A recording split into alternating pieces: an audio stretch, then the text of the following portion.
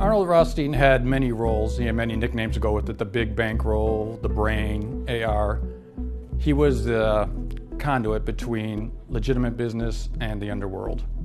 If you were a bad guy and you had a good idea that could make money, you went to Arnold Rothstein and he would bankroll you. If you were a politician and you need some favors done, you went to Arnold Rothstein and he would get the bad guys to do your dirty work for you.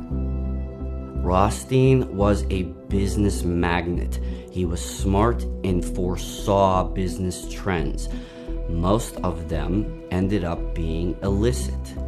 Arnold Rothstein went on to mentor what became the mob stars of the future, Jewish, Italian, and Irish gangsters that he taught how to dress, he taught them how to act, he taught them how to behave in public, and how to follow the basic rule of business, supply and demand, which included gambling, liquor, and narcotics. Being that opium and cocaine were now lucrative opportunities, he taught an elite group of them to travel the world and secure these drug deals. Of that group, you had Charlie Lucky Luciano, who already had 2 drug-related crimes on his record by 1926. You had George Uffner, relatively unknown except within circles of Arnold Rothstein, and a drug conviction. Sidney Stager, Arnold Rothstein's closest confidant, world-traveling drug addict. Abe Stein. This guy loved the check forging business and traveling the world to arrange drug shipments.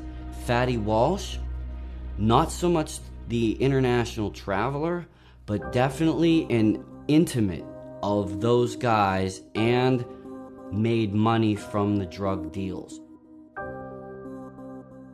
So Arnold Rothstein was known as one of the early financiers of drug shipments that were coming to the United States, and he was probably one of the first New York-based gangsters to really recognize the income potential from a well-organized drug trafficking network.